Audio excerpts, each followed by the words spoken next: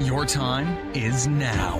The world needs leaders. It's up to you to answer the call. Be better in business. Be better in life. Joined by our host, Chris Book. This is Leading by the Book.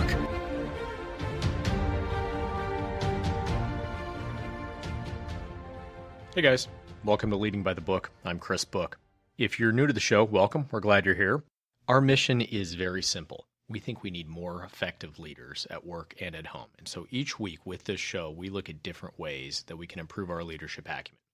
For those of you that have been previously with us, lots of you have been very nice to forward the show and share it with your friends and colleagues. You've also sent us a ton of really nice messages. Your support is hugely appreciated, and the interaction with everyone has been a real treat. If you do like the show, please be sure to subscribe and leave us a great rating wherever you get your podcasts. And as always, you can get in touch with me on leadingbythebook.com, on LinkedIn, or on Twitter at Chris Book. I love seeing the questions you have and the issues you're wrestling with, and I do try to incorporate those into future shows as much as possible.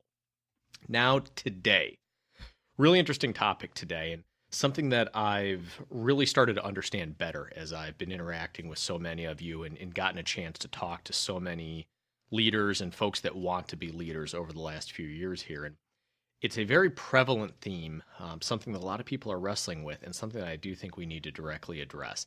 It's this idea that even though people want to lead, they somehow have this feeling that they either can't or shouldn't. In a sense, they're almost saying that somehow they're unworthy of a leadership role.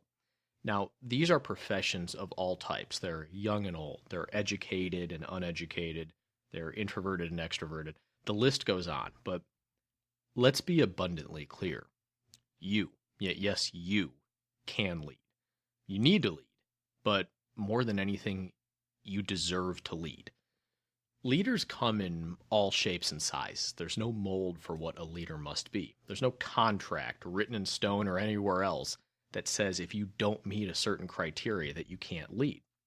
Why people think this way is an entirely different issue.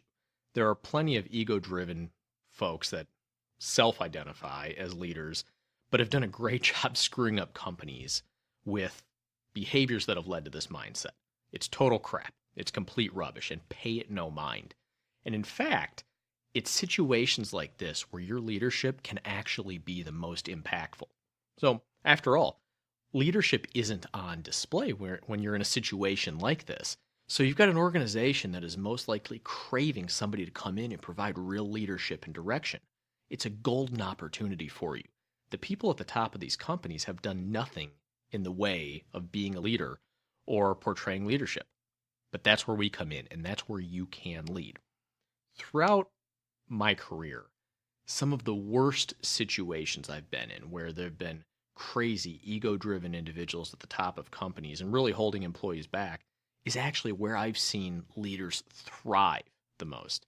And it's kind of one of these forged by fire sort of things, but they're very complex and challenging situations that seem to bring out the very best in true leaders.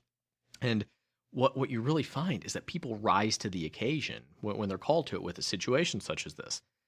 It was a situation just like this where I learned more than I've ever learned anywhere else about leadership, and where I saw firsthand just how vital leadership is for a company to succeed.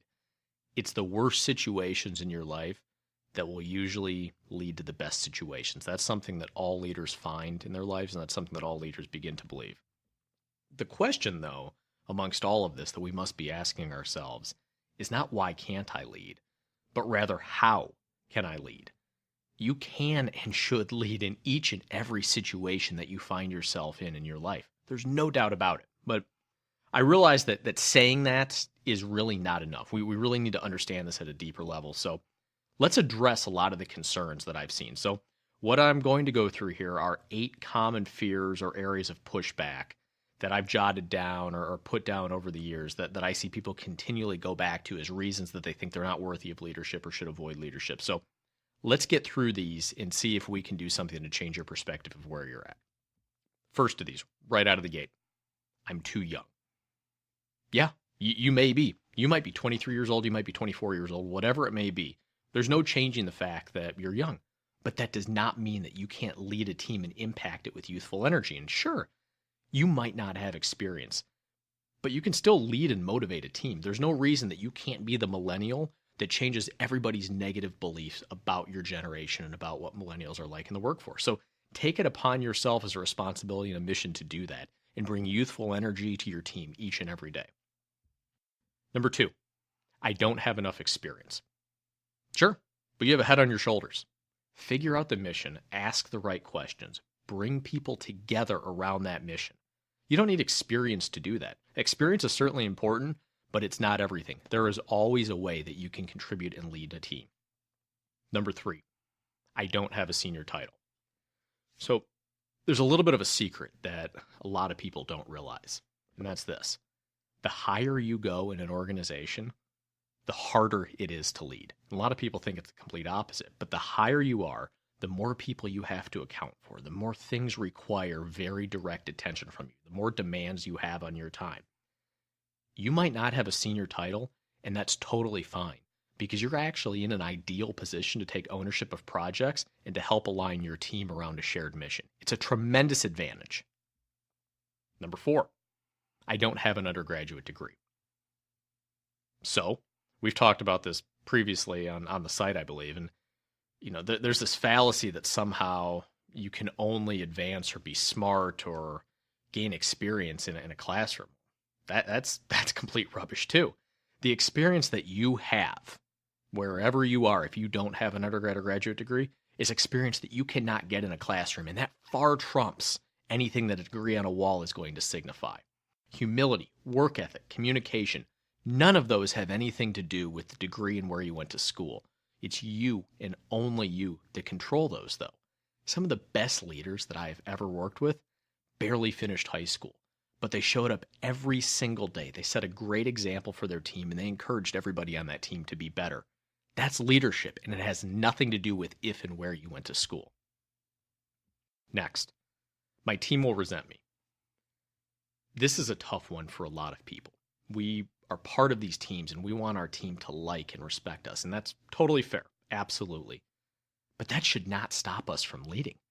Some people fear that if they step up, that if they try to put themselves into a leadership role, that others on their team are going to harbor negative feelings for them. And that does happen. But here's the truth. If people resent you for leading, then you're on the wrong team, or your team has the wrong people on it. That's on them, and that's not on you, and that is not an excuse not to lead. It's important to be humble, it's important to work hard, and any good team will certainly respect that and follow your lead if you set that tone. Otherwise, find a new team. No one will listen to me. I see this a lot. The funny thing is that everybody is probably thinking the same thing. Nobody wants to take the first move, but here's the reality. People don't just need to be led, they want to be led. They want to follow somebody, and you need to be that person.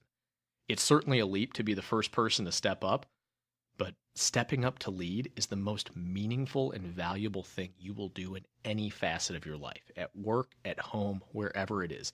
Taking that leadership role is valuable, and you need to be the first one to take that. See this one a lot. My team or company is toxic. Now, I addressed this a little bit in the intro here, but I'll say it again. The more toxic a team is, the greater the opportunity for leadership. A toxic organization is desperate. It's thirsting for somebody to leave it, and nobody else will. It's on you. You have to do that. And sure, it's going to be hard, but that makes it more worthwhile and more meaningful, and certainly more impactful to all of those around you. The last one. I don't have any direct reports.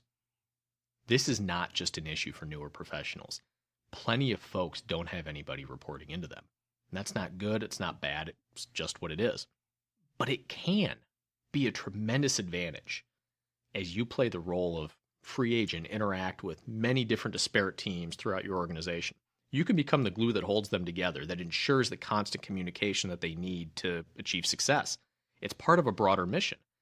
I've seen incredible leaders play this role and single-handedly move companies forward just by having a presence on a wide variety of teams and ensuring that they are all moving in lockstep.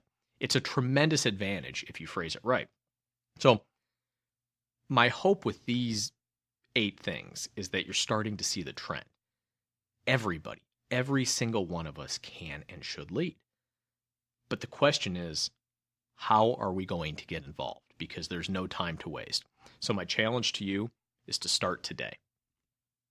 I think that's about all we've got for this week. I'd love to hear what you think. I'd love to hear what your reaction is. Drop me a line on LinkedIn or on Twitter. And definitely, if you love the show, please keep spreading the word. This has been Leading by the Book. I'm Chris Book, and we'll see you next week.